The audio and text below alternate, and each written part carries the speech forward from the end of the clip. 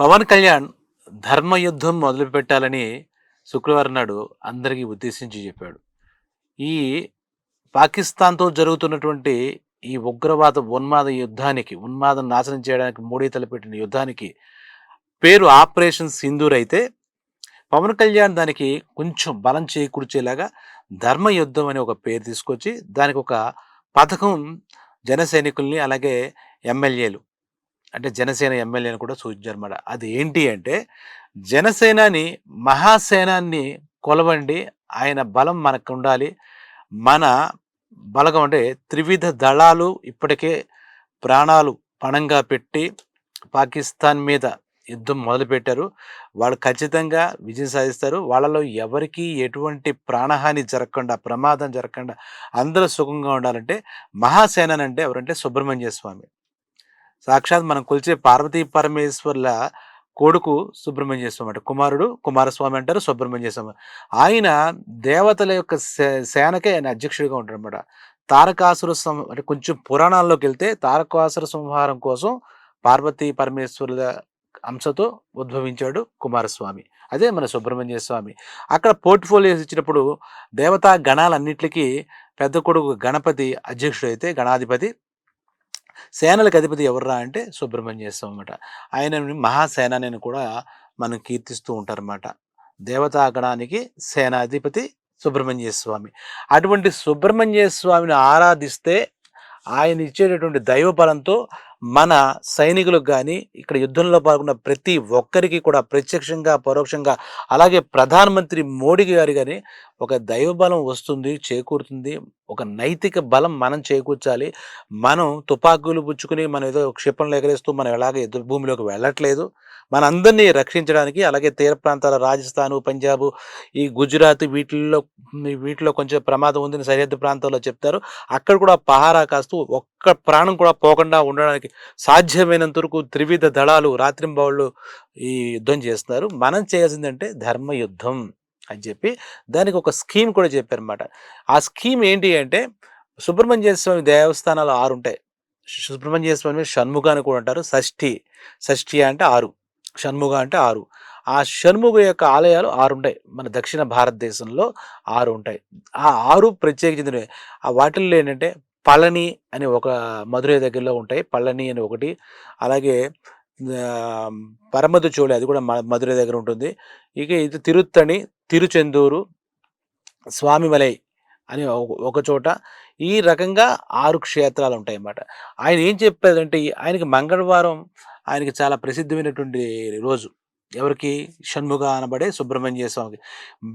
ఈ మంగళవారం ఈ 6 క్షేత్రాల్లో తిరుత్తణి, తిరుచెందూరు, స్వామిమలై, పడమతిచోడై, త్రిపురం కుండరం అలాగే పళని ఈ 6 క్షేత్రాలు పవిత్ర సుబ్రహ్మణ్య క్షేత్రాలకి జనసేన ఎమ్మెల్యేలు ఒక్కొక్కరు వెళ్ళి కొంతమంది జన సైనికుల తోడు తీసుకువెళ్ళి అక్కడ ఆ స్వామివారిని ఆరాధించి మన భారతదేశాన్ని అలాగే మన భారతదేశంలో తరపున ధర్మయుద్ధం చేస్తున్నటువంటి సైనికులకి అందరికీ కూడా దైవ బలం చేకూరేటట్టుగా పూజాది కార్యక్రమాలు చేయమని చెప్పారు. అక్కడతో ఆపేయకుండా ఈ సుబ్రహ్మణ్య స్వామితో ఆపేయకుండా వివిధ క్షేత్రాల్లో ఈ యుద్ధం జరుగుతున్న ఈ సమయంలో మనం మనం గెలుపు కోసం, క్షేమం కోసం, దేశ క్షేమం కోసం, సైనికుల క్షేమం కోసం ఇటువంటి పూజలు చేసి దైవ బలం చేకూర్చాలి. వాళ్ళలో ఒక నైతిక బలం చేకూర్చాలి అని చెప్పి ఆయన చెప్పడం జరిగిందనమాట. ఆయన ధర్మ యుద్ధం అని కూడా దీనికి పేరు పెట్టారు. అలాగే ఈ ఆదివారం ఆయన అరసవెల్లి సూర్యనారాయణమూర్తి దేవాలయం అక్కడ ఉంటుంది. ఈ సూర్యనారాయణమూర్తి అంటేనే ఆయనకి ఈ మనకి విజయాన్ని చేకూర్చేవాడే సూర్యనారాయణమూర్తి. కాబట్టి ఆఖరికి శ్రీరామచంద్రుడు కూడా ఒక సమయంలో యుద్ధంలో రావణాసుడిని ఎదుర్కోవడంలో కొంచెం తత్తరపాటు పడినప్పుడు అగస్త్య మహాముని యొక్క ఆయన యొక్క సలహా మేరకు ఆదిత్య హృదయం చదివి అక్కడ రావణాసుడి పైన విజయం సాధించాడని చెప్పి కూడా మనకి ఆదిత్య హృదయంలో చెప్పబడుతుంది అనమాట. అలాగా ఆయన సూర్యనారాయణమూర్తి దేవాలయానికి వెళ్ళి ఆయన పూజలు నిర్వహిస్తారు అని చెప్పి వదిలేయకుండా ఇది ఏదో ట్రాషు ఇది అదని కొట్టేయకుండా ఆయన మన ధర్మాన్ని భగవంతుడిని మనం ఇందులో ఇన్వాల్వ్ చేద్దాం ఈ ధర్మ యుద్ధంలో. ఎందుకంటే కురుక్షేత్రంలోనే శ్రీకృష్ణ భగవానుడు అక్కడ సాక్షాత్ శ్రీకృష్ణ భగవానుడు విష్ణుమూర్తి అవతారం ఆయన పాల్గొని నడిపించాడు. అంటే ఆయన బలాన్ని అందించాడు. అలాగే ఈ కలియుగంలో ఈ దిక్కుమాలిన ఉగ్రవాదులు, ఉన్మాదులు వచ్చి మన దాయాదుల రూపంలో మన పక్కనే పెట్టిన శల్య ఉన్న వీళ్ళ మీద యుద్ధం చేయాలి. ఉగ్రవాదాన్ని సమూలంగా నాశనం చేయాలి. ఈ పెహల్గాం ఉగ్రవాద దాడి తర్వాత అనే నిర్ణయంతో మన భారతదేశం ముందుకు వెళుతోంది కాబట్టి పవన్ కళ్యాణ్ గారికి తోచింది ఏమిటంటే దైవబలం చెయ్యాలి. దీన్ని ఒక ధర్మయుద్ధంగా చేద్దాము అని చెప్పేసి మనందరం కూడా ఎందుకంటే దీని వెనకాల ప్రజల్లో కూడా ఒక భయం ఉంటుంది. అంటే సిటీస్‌లో ఉన్నాం. హైదరాబాద్‌లో ఏదైనా పడచ్చేమో బాంబో ఇంకోటో, ఇంకోటో లేదంటే బొంబాయిలో పడచ్చేమో ఇలాంటివి కూడా ఉంటాయి మాట. వీటన్నిటికి లేకుండా మనకు దైవబలం కూడా తోడవుతుంది. దైవబలం మన కంటికి కనపడదు గానీ, ఆ బలం చాలా ఎక్కువనమాట. ఆ దైవబలం ఏం చేస్తుందంటే ప్రతి ఒక్కళ్ళలోనూ మనోధైర్యాన్ని ఇస్తుంది. మనకు భగవంతుడు అండగా ఉన్నాడు. కనపడక్కర్లేదు, ఏం చేయక్కర్లేదు. అండగా ఉన్నాడు అనేసరికి మనకు ఖచ్చితంగా మనకి ఎంతో ధైర్యం వస్తుంది. సాక్షి అలాగే ఏదో చేశారని మళ్ళా దీన్ని ఏదో మళ్ళా చెలవల వాళ్ళు చుడతారు కదా! కోడిగుడ్డు మీద ఈకలు పేరడం కొంతమందికి అలవాటే కదా! పవన్ కళ్యాణ్ ఏంటి మాటల మనిషి ఇది అంటారు కాబట్టి, అలా ఏం లేకుండా ఈ దైవబలం మనందరికీ ఇది పూర్వకాలం నుంచి ఉందనమాట. ఈవెన్ దో అంతరిక్షంలోకి మనం శాటిలైట్ పంపుతూ కూడా భగవంతుని ప్రార్థిస్తాం. చాలా గమ్మత్తుగా చూడండి. మనం సైన్స్ నమ్మే ప్రతి హాస్పిటల్‌లో కూడా మేము చేసేది చేస్తామండి. కానీ భగవంతుడు మిమ్మల్ని కాపాడాలంటాడు. ఇంత డాక్టర్, ఇంత చదువుకున్న డాక్టరు. అలాగే ప్రతి హాస్పిటల్‌లో కూడా స్టార్ హాస్పిటల్ నుంచి మామూలు ఒక గణపతి విగ్రహం లేదో ఏదో దేవీ దేవతల వెంకటేశ్వర విగ్రహం ఉండడం మనం చూస్తూ ఉంటాం అనమాట. ఎందుకంటే మనకు అనంతమైన నమ్మకం మన భగవంతుడి మీద మన హిందూ ధర్మంలో ఉంది. ఇప్పుడు మన పవన్ కళ్యాణ్ నిర్దేశించిన సూత్రం కూడా దాన్ని అనుసరించే జరుగుతోంది. ఈ ధర్మయుద్ధంలో మనం మహాసేనాని అయినటువంటి సుబ్రహ్మణ్య స్వామిని కొలుద్దాం. అలాగే తతిమా దేవతలు మన విజయవాడలో కొలువై ఉన్న కనకదుర్గమ్మ. ఎందుకంటే ఆవిడ కూడా ఈ మహిషాసుర మర్దిని అంటే మహిషాసురుని రాక్షసుడిని చంపడానికి వచ్చింది ఆవిడ. అమ్మవారు దుర్గమ్మ తల్లి. కాబట్టి ఆ విజయవాడ వెళ్ళి కొంతమంది జన సైనికులు, ఎమ్మెల్యే వారితోనే వెళ్ళి ఆవిడకి కూడా పూజలు చేయండి. అంతేకాకుండా మీరేమిటండి ఇలా అంటున్నారంటే ఎవరి నమ్మకం వాళ్ళది, ఎవరి దేవుడు వాళ్ళది కాబట్టి అలాగే మసీదులకి, చర్చిలకు కూడా వెళ్ళి ముస్లింలు, క్రైస్తవులు కూడా మన భారతదేశం సుభిక్షంగా ఉండాలి. ఈ ధర్మ యుద్ధంలో మనకి విజయం చేకూరాలి. అధర్మంపై ధర్మం గెలవాలి. ధర్మో రక్షతి రక్షితః అంటారు. ధర్మాన్ని మనం రక్షిస్తే అది మనల్ని రక్షిస్తుంది అనేది ఉవాచ. అందుకనే ఆయన ఒక ధర్మయుద్ధంగా అభివర్ణిస్తూ మనం చేయవలసిన కార్యక్రమం ఏంటి? ధర్మయుద్ధంలో మనమేం చేయక్కలే. మనం భగవంతుడిని శరణాగతి వేడితే మమ్మల్ని, మా దేశాన్ని నువ్వు కాపాడిన నాయనా అని చెప్తే ఆయనే కాపాడుతాడు అని చెప్పేసి కొత్తగా ఆయన ఈ ఈ సూచన మనందరికీ అంటే నిస్తేజంగా ఉంటుంది యుద్ధ సమయంలో, నిరుత్సాహంగా ఉంటుంది. ఎప్పుడేం జరుగుతుందని తెలియని భయం సామాన్య ప్రజానీకం మీద కూడా ఉంటుంది. యుద్ధం జరుగుతుందని. దానికి తోడు కొన్ని మీడియాలో కొన్ని చూస్తుంటే కొంచెం భయానకంగా ఉంటాయి. అక్కడేదో జరిగిందట, ఇక్కడేదో జరిగిందట, అక్కడ రైల్వే స్టేషన్‌లో ఏదో చేస్తున్నారట, తిరుమల వెంకటేశ్వర స్వామి గుడిలో హై అలర్ట్ ఉందట అని ఈ హై అలర్ట్ అనేది ఆ పదాలన్నీ వింటూ ఉంటే వీళ్ళలో కొంతమంది ఒక నైరాశ్యం ఏర్పడుతుంది. మనకి యుద్ధంలో మనకేమైనా జరుగుతుందా? ప్రాణాలకు ప్రమాదం ఉందా? ఏమవుతుందా? అనే ఒక డైలమాలా ఉంటుంది మానసిక స్థితి. అలాంటి స్థితిలో ఉన్న మనస్సుకి మనోధైర్యం కలగాలంటే దైవబలం మనకు చేకూరాలి. మనకి వెనకాల అండగా ద ద దండ అండగా దండగా మన దైవం ఉన్నప్పుడు మనం దేనికి భయం? మనకు భయం దండగ ఆ విషయంలో. భగవంతుడు అండగా ఉంటే భయం అనేది దండగ ఒక రకంగా. దీనికి ఒక సైకలాజికల్‌గా, స్పిరిచ్యువల్‌గా మనకి బలం చేకూరడమే ఈ ధర్మయుద్ధం అని చెప్పినటువంటి పవన్ కళ్యాణ్ చెప్పినటువంటి దానికి అర్థంగా మనం తీసుకోవాలి. దీంట్లో విపరీతార్థాలు ఏం తీయక్కర్లే. ఎందుకు ఇలాంటివి ఈహి అని చెప్పే నోళ్ళకి నమ్మకమే నారాయణ అంటారు. ఆ బలంగా అయినటువంటి నమ్మకం పవన్ కళ్యాణ్ మీద మనకుంది కాబట్టి పవన్ కళ్యాణ్ చెప్పే ఏ సూత్రం మీదైనా సరే మనకు నమ్మకం ఏర్పడుతుంది. మనం కూడా ఎప్పుడైనా చూస్తే ఎక్కడో పాకిస్తాన్ చాంపియన్ ట్రోఫీ మీద ఇండియా గెలవాలంటేనే మహాకుంభమేళా స్నానాలు చేసి పూజలు చేసిన వాళ్ళం మనం. ఒక క్రికెట్ మ్యాచ్ గెలవాలంటేనే ఫైనల్‌కి ఇచ్చి గెలవాలంటేనే మనం ఎవరికైనా ఏదైనా బాలేదు మన నాయకులకు గాని, మనం వాళ్ళ పేరు మీద చేసి వాళ్ళు బాగుండాలి, క్షేమంగా ఉండాలని పూజిస్తాం. అలాగే ప్రస్తుతం ఈ మన భారతదేశం క్షేమంగా ఉండాలని భారతదేశం యొక్క క్షేమం కోరి, భారత ప్రజల యొక్క క్షేమం కోరి భగవంతుని ప్రార్థించడంలో ఔచిత్యం ఉంది. అందులోన నిన్న పవన్ కళ్యాణ్ గారు ఆయన ఆలోచించి ఎందుకంటే పవన్ కళ్యాణ్ గారి ఆలోచనలు దాని వెనకాల ఒక అర్థవంతమైనటువంటి కొన్ని మర్మాలు, సూక్ష్మాలు దాగున్నాయి. ఏదో ఇందాక చెప్పినట్టుగా విపరీతార్థాలు వెతుక్కుని ఏదో విర్రవీగుతూ మాట్లాడే వాళ్ళకి మనం సమాధానం చెప్పక్కర్లే. ఎందుకంటే కొన్ని లక్షల మంది ఇంకా మాట్లాడితే కొన్ని కోట్ల మంది క్షేమం కోరే వ్యక్తి మన మధ్య మనం ఉన్నాడు. ఆయన మన ఒక నమస్కారం మనం కూడా పెట్టుకుని, భగవంతుడా నా దేశాన్ని కాపాడు, సుబ్రహ్మణ్య స్వామి నా దేశాన్ని కాపాడు, అమ్మ కనకదుర్గమ్మ కాపాడు, శూన్యమూర్తి కాపాడు అని మనం ప్రార్థించడంలో ఖచ్చితంగా ఆ శక్తి, ఆ భగవంతుడి యొక్క శక్తి మనకి, అంటే మనకంటే భారతదేశం మొత్తానికి ఆ శక్తి మనకి ఉపయుక్తమయ్యి ఖచ్చితంగా వాళ్ళ మనం ఎప్పటినుంచో కొన్ని తరాల నుంచి, కొన్ని యుగాల నుంచి మనం భగవంతుడిని ఆరాధిస్తూ వచ్చాం. మన ధర్మంలో మనం నమ్మిన ధర్మాన్ని మనం ఆచరిస్తూ వచ్చాం. పూజలు చేస్తుంటాం, వ్రతాలు చేస్తూ నోములు చేస్తుంటాం. మనకెంతో నమ్మకం వస్తుంది. ఒక వెంకటేశ్వర స్వామి గుడికెళ్ళి తలనీలాలిస్తేనే మనకెంతో శుభం జరిగింది ఫీల్ అవుతాం. అలాంటిది మన ఒక్కళ్ళ స్వార్థం కాకుండా భారతదేశం యొక్క సంక్షేమం, అంటే భారతదేశం యొక్క క్షేమాన్ని కోరి, ప్రస్తుతం క్షేమాన్ని కోరి ఈ యుద్ధం అయిపోయే వరకు మనకు గెలుపు కావాలి. అలాగే మన భారతీయులందరూ సుఖశాంతులతో ఉండాలి. మన భారతదేశ యుద్ధంలో పాల్గొంటున్నటువంటి త్రివిధ దళాల సైనికులు కూడా ప్రాణ నష్టం కలగకుండా, ఎటువంటి నష్టం కలగకుండా మన భారతదేశం ఉండాలని ఆ తలంపే ఒక అద్భుతంగా చెప్పుకోవాలి. ఇక నేను శుక్రవారం పవన్ కళ్యాణ్ గారి ఒక రకంగా మ్యాన్ ఆఫ్ ది మ్యాచ్ అనొచ్చు ఇప్పుడు క్రికెట్ సీజన్‌తో మాట్లాడుకుంటే. ఏంటి ఈ కష్ట సమయంలో ఆయన పొగుడుతున్న కష్ట సమయమైనా, క్లిష్ట సమయమైనా ఆయన తీసుకుంటున్న నిర్ణయాలు గాని, ఆయన చేస్తున్నటువంటి ప్రజాహిత కార్యక్రమాలు గాని, ఎప్పటికీ అవి అందరికీ ఆదర్శనీయం, ఆమోదయోగ్యం. ఎందుకు చెప్తున్నానంటే ఆయనకి నిన్న పిఠాపురం వెళ్ళినప్పుడు కొన్ని కార్యక్రమాల నిమిత్తం ఆయనకి ప్రతి నెల వేతనంగా రూ. 2,10,000 ఎమ్మెల్యేకి ఉంటుందనుకుంటా ప్రస్తుతం పరిస్థితిలో. ఆయన మామూలుగా అయితే ఇప్పుడు ఆర్థిక పరంగా సంక్షోభంలో ఉంది ఆంధ్రప్రదేశు. ఆ 2,10,000తో నేనేమి సాధించలేను. నా బతుకు నేను బతకగలను కాబట్టి ఆ 2,10,000 వద్దు అంటే ఏదో ఘరానాగా ఉంటుంది.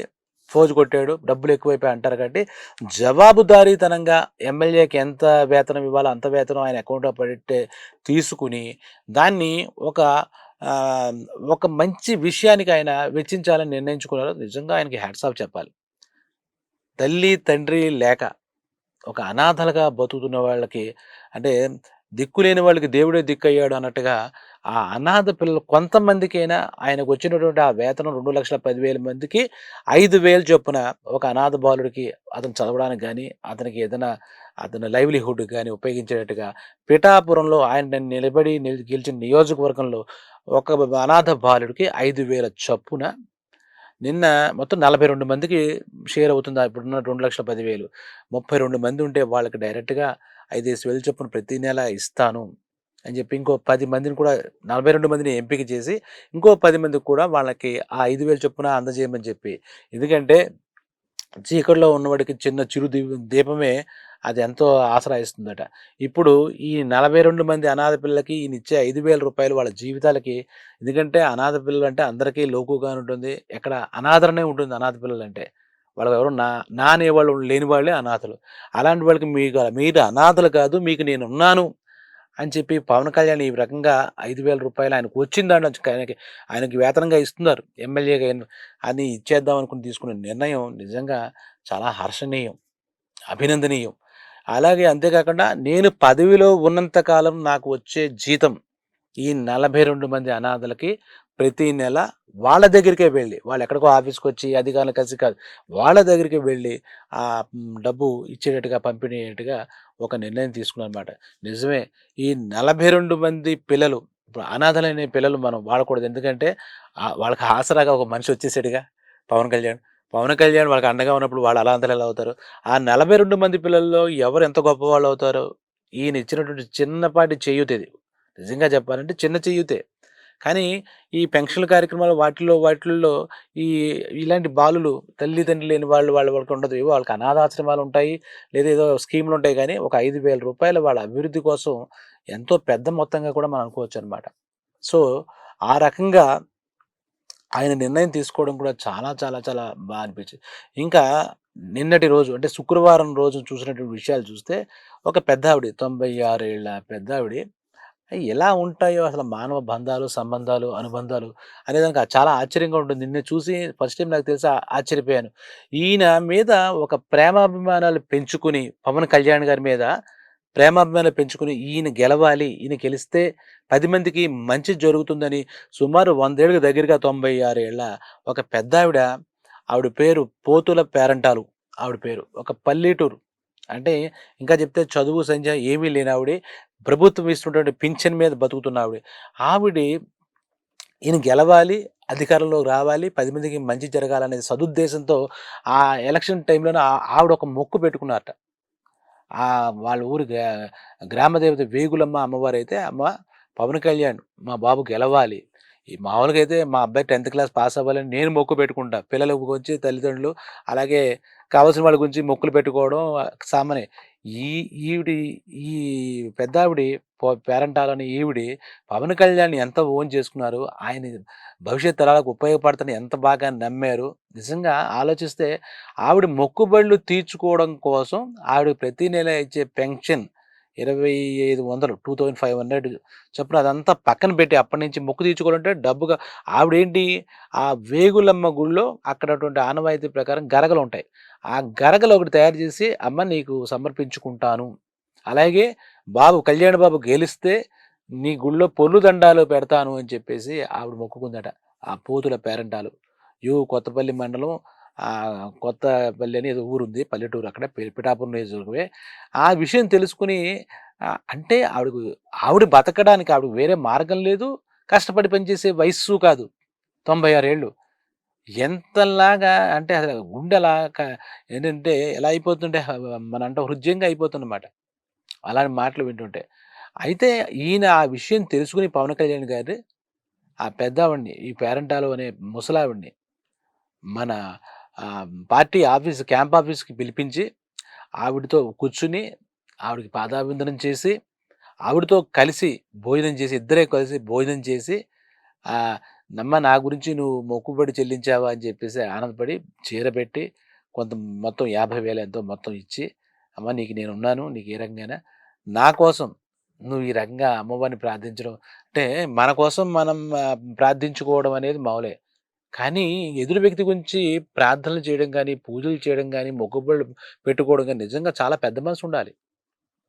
పవన్ కళ్యాణ్ గెలిస్తే అందరితో పాటు ఈవిడికి బెనిఫిట్ అవ్వచ్చు. ఆవిడ అలా అనుకోలేదు. పవన్ కళ్యాణ్ బాబు గెలవాలి. ఇందులో రాజకీయాలేం లేవు. ఇతను గెలిస్తే నాకేదో కౌన్సిలర్ ఇస్తాడు, ఎమ్మెల్యే ఇస్తాడు. ఆ మహాతల్లికి ఎందుకు అనిపించిందో పవన్ కళ్యాణ్ అనే వ్యక్తి అధికారంలోకొస్తే మన తెలుగు రాష్ట్రం బావుంటుందనుకుందో అటువంటి అభిమానం ఆవిడకి కలిగింది. అందుకే ఆ పొర్లుదండాలు ఆ వయసులో పొర్లుదండాలేంటండి? ఆవిడ పెట్టుకున్న మొక్కుని చెప్తున్నా చదివాను. అలాగే ఒక గరగ సమర్పిస్తాను రూ. 27,000 ఖర్చు పెట్టి గరగ. మనం పక్కవాడి పేరు చెప్పి రూ. 10 హుండీలో ఎయమంటే వెయ్యం. ఆవిడకొచ్చే జీవన భృతి, పింఛను రూ. 2,500 నెలకి. అవన్నీ ఒక 10, 11 నెలలు ఇప్పుడు వచ్చినప్పటి నుంచి ఆవిడకి పెన్షన్ వచ్చినప్పటి నుంచి రూ. 27,000 అయ్యేంతవరకు కూర్చొని ఆ గరగ తెచ్చి సమర్పించడం ఇదంతా కూడా అసల ఆహో అనిపించింది మాట. ఆవిడకి హ్యాట్స్ ఆఫ్. ఆవిడ గ్రహించింది. పవన్ కళ్యాణ్ ఏదో చేస్తాడు.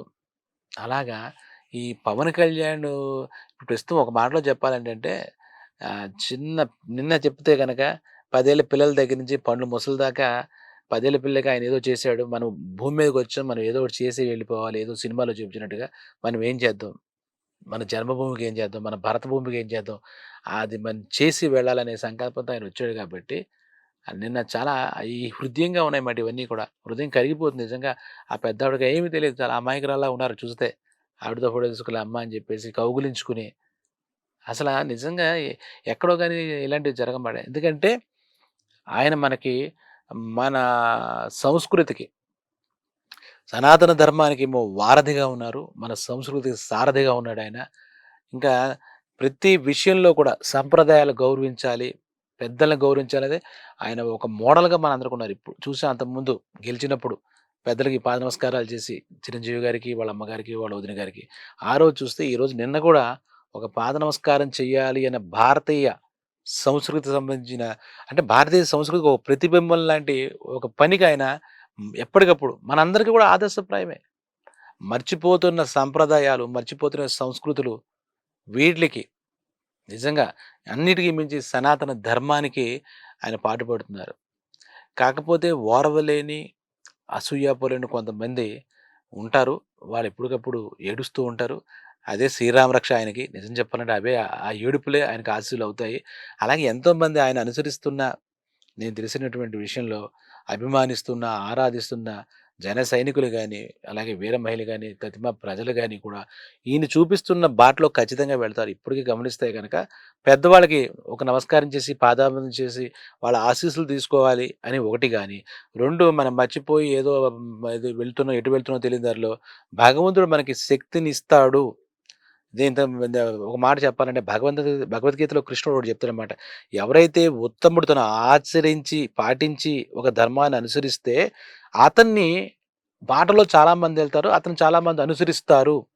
కాబట్టి ఉత్తమ ప్రమాణాలు ఏర్పరిచే పవన్ కళ్యాణ్‌ని ఖచ్చితంగా మన ప్రదేశ్‌లోనో లేదా తెలుగు రాష్ట్రాల్లోనో కాకుండా భారతదేశం అంతా కూడా ఆయన బాటలో వెళ్తాయి. సంస్కృతి పునరుజ్జీవనానికి ఉంటాయి. అలాగే ఇందాక చెప్పుకున్నట్టు సనాతన ధర్మ రక్షణకి అందరూ కూడా వాళ్ళ ధర్మం వాళ్ళు ఇప్పుడు తెలుసుకుంటున్నారు. కొన్ని కారణాల వల్ల కొంతకాలంగా అన్నీ మరుగున పడిపోయాయి. సంస్కృతి గాని, సనాతన ధర్మం గాని, సాంప్రదాయాలు గాని అన్నీ పక్కకు వెళ్ళిపోయిన సమయంలో పవన్ కళ్యాణ్ గారు మళ్ళా వాటిల్ని చూపిస్తుంటే ఆయన బాటలో వెడతారు. ఖచ్చితంగా భారతదేశం ఎప్పటికీ కూడా ఇలాంటి పుణ్యపురుషుల వల్ల, ధర్మాచరణీయ పరుల వల్ల దీనికి ఎటువంటి ఇబ్బంది రాదు. ఇలాంటి పవన్ కళ్యాణ్ ప్రతి చోట, ప్రతి వీధిలోనూ కూడా తయారవుతారని నేను నమ్ముతాను. పవన్ కళ్యాణ్‌కి గురించి ఎన్ని చెప్పినా, ఎంత చెప్పినా ఆయన ఏంటంటే ఏం జరుగుతుందంటే మామూలుగా సినిమాలోనేమైనా నెక్స్ట్ సీన్ ఏమిటి అని మనం ఊహించలేము స్క్రీన్ ప్లేలో చాలా సినిమాల్లో. కొన్ని కొన్ని ఊహించి ఇంతే గదా అనిపిస్తుంది. అలా కాకుండా ఇప్పుడు చూస్తుంటే పవన్ కళ్యాణ్ గారు ఏ స్టెప్ ఎప్పుడు వేస్తారు? ఎలాంటి స్టెప్ వేస్తారు? అర్థం కాకుండా ఉంది. ఆయన ఎంత కసరత్తు చేస్తున్నారో అంటే ప్రభుత్వం కోసం, ప్రజల కోసం ఇదే ఆయన కోరిన మార్పు, ఆయన తీసుకొద్దాం అనుకున్న మార్పు. ఇటువంటి మార్పును ఆల్రెడీ తీసుకురావడానికి శ్రీకారం చుట్టారు. ఆయన చేపట్టిన ధర్మయుద్ధంలో మనందరం పాల్గొందాం. మన ప్రతి ఒక్కళ్ళం కూడా మన బట్టి దైవ ప్రార్థనలు చేద్దాం. మన జవాన్లందరూ సురక్షితంగా ఉండాలి. దేశం భద్రత అన్నీ వాళ్ళు చూసుకుంటూ ఉండాలి. వీళ్ళందరికీ ఒక దైవబలం అందాలి. అలాగే మోడీ గారి విషయంలో కూడా ఆయన కూడా సనాతన ధర్మాన్ని ఆచరించే ఒక శివభక్తుడని కూడా మనకి తెలుసు. కాబట్టి వీళ్ళందరి సంరక్షణలో భారతదేశం బావుండుదని ఆశిస్తూ పరమేశ్వరుడైనటువంటి ఈశ్వరుడు, అలాగే ఆయనకు తనయుడైనటువంటి గణపతి, సుబ్రహ్మణ్య స్వామి వీళ్ళందరూ దేవీ దేవతల యొక్క ఆశీస్సుల వల్ల మన భారతదేశం ఎప్పుడు సుభిక్షంగా ఉంటుంది. అలాగే ఉండాలని ఆశిస్తూ సెలవు.